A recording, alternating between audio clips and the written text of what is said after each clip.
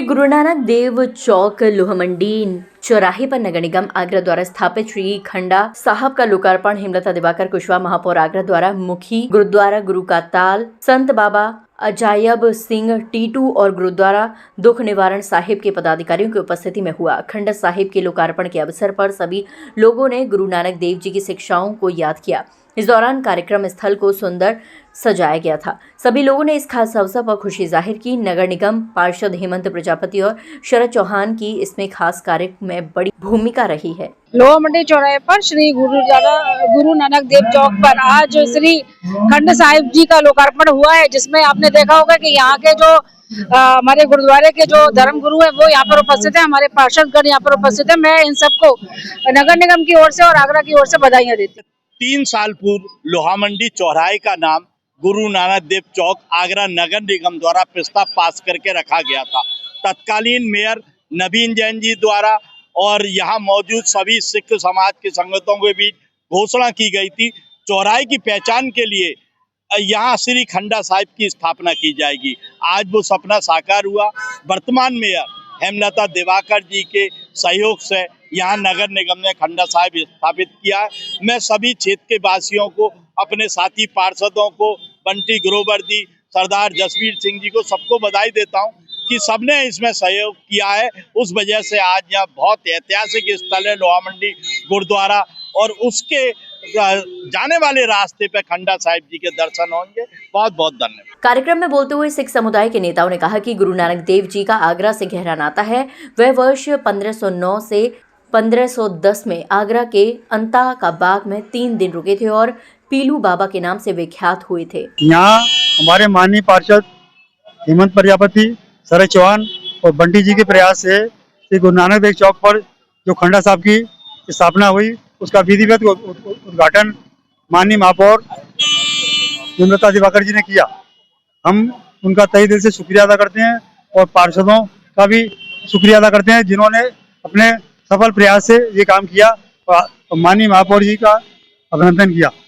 वो बाजार कमेटी निरंतर इस प्रयास में है कि भाई इसकी यथापूर्वक स्थिति बनाई रखी जाए और ऐसी चेष्टा रखेंगे और संभव होगा। जो हमने पीड़ा लिया था समाज के द्वारा कि जो इस ऐतिहासिक स्थान श्री गुरु नानक देव जी का श्री गुरु नानक देव सत्संग सभा, जहाँ पर कि गुरु नानक देव जी दक्षिण की उदासी के समय यहाँ आए थे और 3 दिन पीलू के वृक्ष के नीचे बैठकर दीन दुखियों के कष्ट दूर करे थे। उस ऐतिहासिक स्थान पर नाम से डॉक्टर भगवान दक्ष जी के कार्यकाल में जो सब्जी मंडी से लेकर और पुलसिंगा मोदी तक का मार्ग का नाम श्री गुरु नानक देव मार्ग, और अब क्षेत्रीय पार्षद जो पिछले नवीन जैन जी के कार्यकाल में इस चौक का नाम लोहामंडी चौराहे का नाम श्री गुरु नानक देव चौक हो चुका है। और अब इसका मेयर साहब के कार्यकाल में यहाँ पे खंडा स्थापित हुआ है, जिसका कि आज शुभारंभ लोकार्पण किया गया।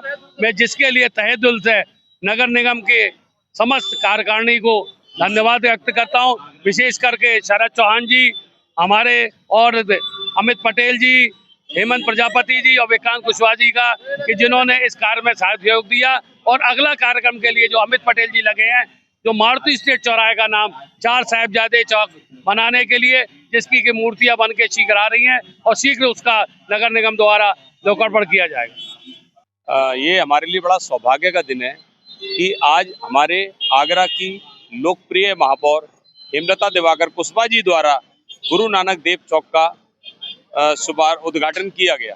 ये क्योंकि गुरु नानक देव से के इतिहास से जुड़ा हुआ ये चौक है, तो हमारे लिए सौभाग्य की, गर्व की बात है कि आज से इस चौराहा को गुरु नानक देव चौक के नाम से जाना जाएगा।